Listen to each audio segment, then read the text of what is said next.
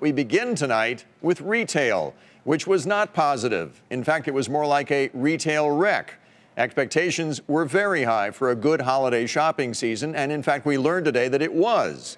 But it turns out not all retailers benefited from rising consumer confidence and strong spending.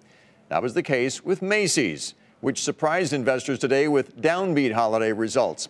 The lackluster performance prompted the company to cut its outlook for profits, sales, and gross margins, and that knocked the wind out of the stock, sending it down 17% today, its worst one-day performance ever.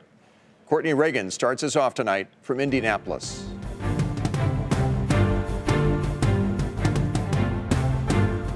A disappointing holiday sales report from Macy's is the Grinch that stole Christmas from other retailers today. Macy's comparable sales in November and December grew more than 1%, with a double-digit sales increase online. But that was below what the department store expected. Macy's CEO Jeff Gannett said the Black Friday weekend was strong. Sales weakened in mid-December and didn't return to expected patterns until the week of Christmas. Sales were weak in women's sportswear, cosmetics, fashion jewelry, and watches. There was a fire at a distribution center, and a sales event didn't go as planned. As a result, the retailer lowered its earnings, sales, and margin forecast for the year. While Macy's has reported 4 straight quarters of same-store sales growth, investors are starting to wonder if that trend is at risk. Today, the stock is plunging, marking its worst day ever. Macy's shares had grown 80% from Thanksgiving 2017 to Thanksgiving 2018.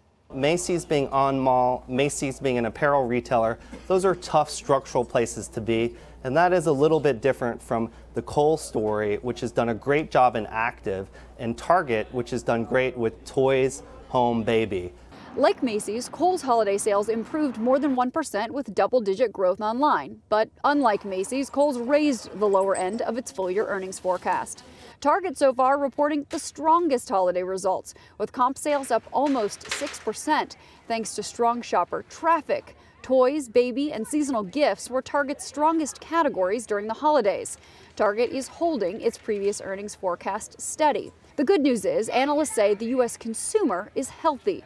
The consumer is fine. They're all working. Their wages are going up. They're fine. The problem is the cost structure in retailing is dramatically going up.